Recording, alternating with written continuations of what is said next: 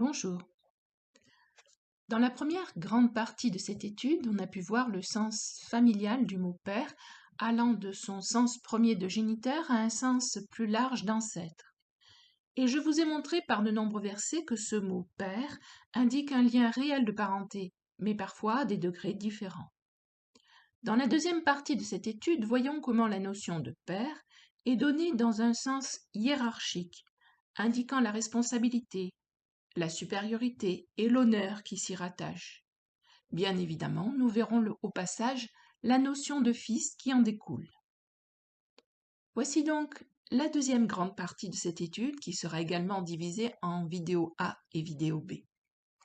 Un vocabulaire marquant une relation hiérarchique et un rapport d'autorité, père étant employé comme marque d'autorité et fils comme marque d'humilité.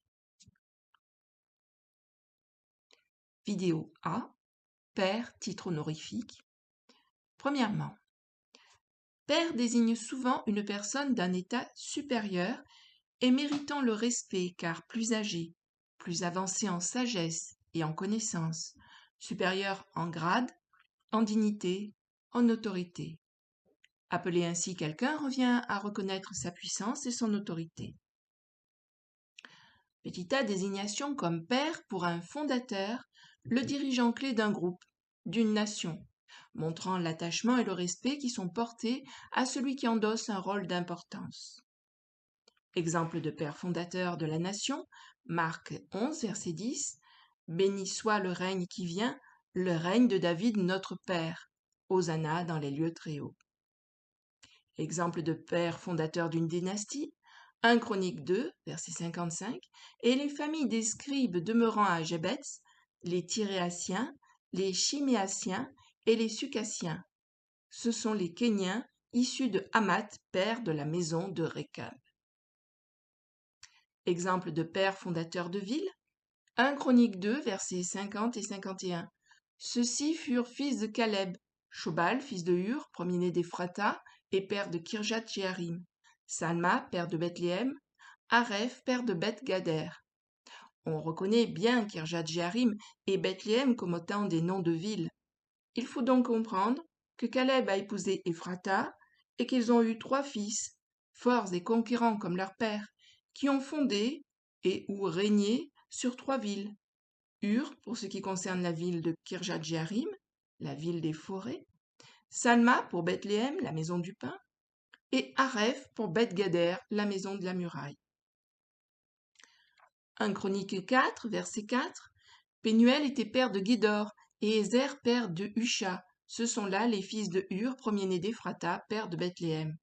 Ce verset est probablement à comprendre aussi de la même façon que le précédent, puisqu'on y retrouve la ville de Bethléem et celle de Guédor, citée parmi d'autres villes en Josué 15, verset 58.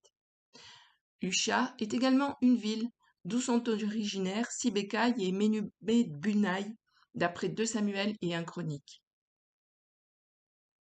2 Samuel 21, 18, 23, 27, 1 Chronique 11, verset 29, 20, verset 4, 27, verset 11. Cette paternité attribuée à des hommes sur des villes comme marque de domination est encore confirmée en 1 Chronique 8, verset 29. Le père de Gabaon habitait à Gabaon, et le nom de sa femme était Maaka. Et en 1 Chronique 9, 35, le père de Gabaon, Jéhiel, habitait à Gabaon, et le nom de sa femme était Maaka. Cette notion de paternité sur des villes permet de comprendre de manière plus claire ces versets et de lever tout souci de corruption du texte ou d'erreur.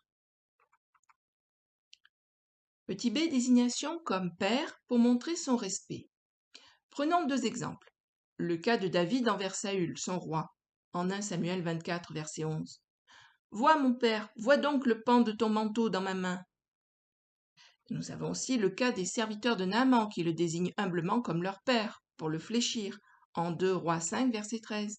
Mais ses serviteurs s'approchèrent pour lui parler, et ils dirent « Mon père, si le prophète t'eût demandé quelque chose de difficile, ne l'aurais-tu pas fait? Combien plus dois-tu faire ce qu'il t'a dit? Lave-toi et tu seras pur. »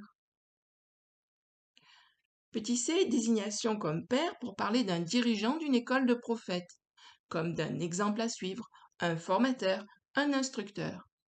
Ce n'est pas une directive divine, mais une expression employée par les hommes au sujet de ce type de personnes, à partir de 1 Samuel 10, versets 11 et 12. Tous ceux qui l'avaient connu auparavant virent qu'il prophétisait avec les prophètes, et l'on se disait l'un à l'autre dans le peuple: Qu'est-il arrivé au fils de Kis? Saül est-il aussi parmi les prophètes? Quelqu'un de Gibéa répondit: Et qui est leur père? De là le proverbe: Saül est-il aussi parmi les prophètes? Puis dans d'autres passages, on voit que cette appellation a continué d'être employée. Par Élisée au départ, d'Élie sur le chariot de feu. De Rois 2, verset 12, Élisée regardait et criait: mon père, char d'Israël et sa cavalerie. Et par le roi d'Israël se tournant vers Élisée plus tard pour prendre une décision et reconnaissant ainsi son autorité et sa sagesse. 2 Rois 6, verset 21, le roi d'Israël, en les voyant, dit à Élisée: frapperai-je, mon père? Le mot père est également utilisé dans ce sens d'instructeur, de formateur de disciples dans le Nouveau Testament. Toutefois, Jésus rejette cet usage lorsqu'il devient matière à distinguer les croyants entre eux, les classant par ordre d'importance et menant à la domination de certains sur les autres. Jésus ordonne aux croyants de refuser une telle appellation, car nous n'avons pas à nous placer en autorité au-dessus de nos frères en la foi, à la place de Christ, qui est le seul chef de l'Église de tous les croyants. Matthieu 23, versets 8 à 10. Mais vous, ne vous faites pas appeler rabbi, car un seul est votre maître, et vous êtes tous frères. Et n'appelez personne sur la terre votre père, car un seul est votre Père, celui qui est dans les cieux. Ne vous faites pas appeler directeur, car un seul est votre directeur, le Christ. Cependant, nous lisons que Paul utilise l'image du Père, non pour se faire appeler Père et jouir d'une supériorité quelconque, mais afin de rappeler qu'il est celui ayant apporté la parole aux Corinthiens et les ayant instruits dans la foi, comme un père élève son enfant et le conduit à devenir adulte. 1 Corinthiens 4, verset 15. Car quand vous auriez 10 000 maîtres en Christ, vous n'avez cependant pas plusieurs pères, puisque c'est moi qui vous ai engendré en Jésus-Christ par l'Évangile. Paul ne prend pas ce mot comme un titre honorifique, mais se sert de cette image de père pour illustrer son rôle et son attachement aux croyants qu'il a amenés à Christ, afin qu'ils ne se laissent pas détourner de la foi véritable par des faux enseignants survenus après le passage de Paul et saccageant son travail parmi les Corinthiens. On retrouve cette allégorie père-enfant comme expression de l'affection de Paul pour les jeunes disciples de Christ qu'il a formés. Dans Philémon 1, verset 10, « Je te prie pour mon enfant que j'ai engendré dans les chaînes, Onésime. » Et dans 1 Timothée 1, verset 2, « À Timothée, mon enfant légitime en la foi. » Et verset 18, « Le commandement que je t'adresse, Timothée, mon enfant, selon les prophéties faites précédemment à ton sujet, c'est que, d'après elles, tu combattes le bon combat. » Et dans 1 Corinthiens 4, verset 17, « Pour cela, je vous ai envoyé Timothée, qui est mon enfant bien-aimé et fidèle dans le Seigneur. » Paul, ancien dans la foi, chérit ces jeunes croyants qui vont assurer sa relève et travailler dans le champ de Dieu. Et il s'agit bien de ce même sens de prédécesseurs dans la foi, d'exemples de foi servant aux générations suivantes de croyants pour s'édifier et se fortifier, lorsqu'Abraham est désigné comme le père des croyants, juifs et non-juifs, en Romains 4, versets 11 et 12.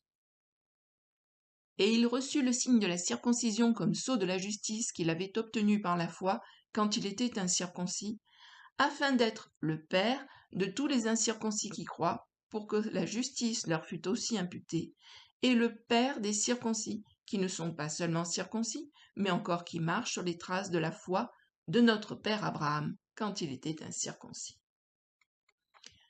Jésus expose d'ailleurs l'ambiguïté du raisonnement des juifs religieux de son temps, lorsqu'ils revendiquent Abraham pour père, ce qui est vrai d'un point de vue génétique, mais qu'ils rejettent leur Messie, n'ayant pas la foi d'Abraham dans les œuvres de Dieu, et n'étant donc pas sur le plan spirituel les enfants d'Abraham. Jean 8, versets 37 et 39. Je sais que vous êtes la postérité d'Abraham, mais vous cherchez à me faire mourir parce que ma parole ne pénètre pas en vous. Ils lui répondirent: Notre père, c'est Abraham. Jésus leur dit: Si vous étiez enfants d'Abraham, vous feriez les œuvres d'Abraham. Voyons immédiatement à la suite La suite de cette deuxième partie dans la vidéo B. Je vous remercie. À bientôt. Au revoir.